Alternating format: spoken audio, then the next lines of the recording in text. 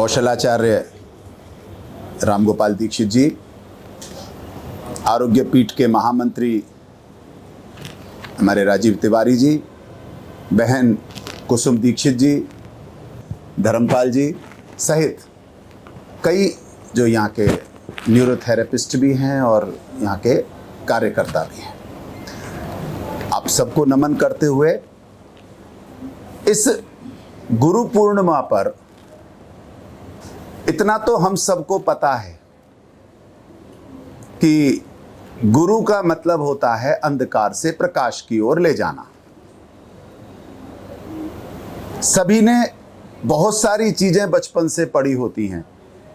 हम सब ये भी जानते हैं कि हमारी पहली गुरु माँ होती है, फिर पिता होते हैं, माँ के बाद पिता है दूसरा गुरु, फिर समाज है, विद्यालय है, वहाँ के शिक्षक हैं।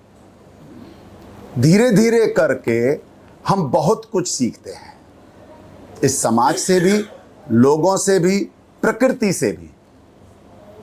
लेकिन एक समय ऐसा आता है जब हमें लगता है कि ये सब तो मैंने खुद अर्जित किया है, मैं ही सर्वे सर्वा हूं। तब विकार शुरू होते हैं। रामायण में एक प्रसंग आता है कि एक शिष्य, चूंकि आज सोमवार भी है और सावन के महीने का पहला सोमवार, भगवान शिव की पूजा कर रहा था।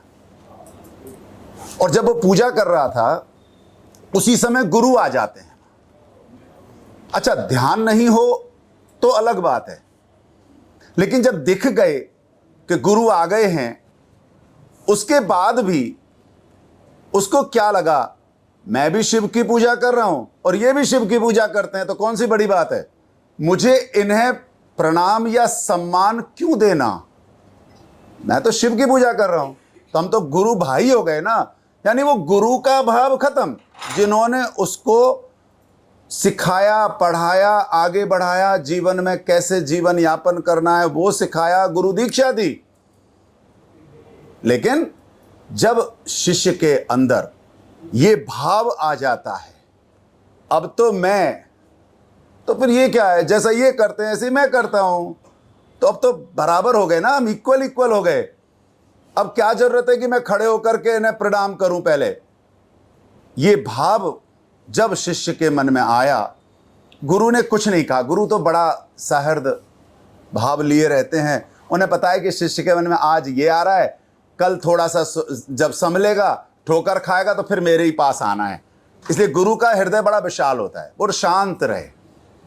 लेकिन भगवान शिव शांत नहीं रहे, क्योंकि वो भगवान शिव के जो शिष्य थे, जो उनके गुरु थे, वो बहुत ही आदर्श थे।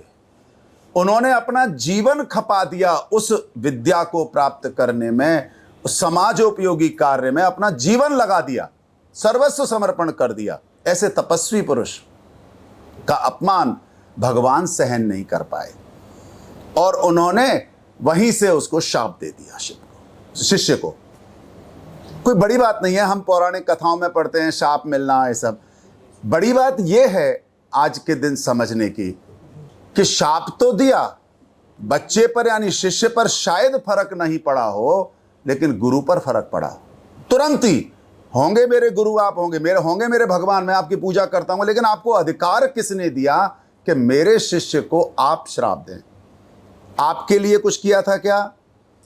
आपके प्रति कोई अपमान किया था क्या?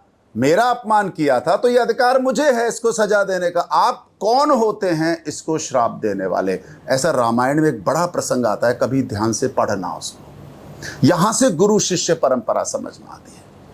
और शाप भी कैसा दिया, ये अगर आप कभी पौराणिक काल में देखो कि शाप भी छोटा मोटा नहीं देते थे। बोले 84 लाख योनियों में भटकेगा, जा, तूने अपमान किया है। तो जब गुरु ने प्रार्थना की, उनकी आराधना की, तो वही श्राप किस तरह से गुरु के आशीर्वाद से वरदान में साबित होता है, यह हम सबको जानने की जरूरत है। कई बार हम सभी छोटी मोटी विद्याएं सीख करके अपने आप को बहुत कुछ समझने लग जाते हैं।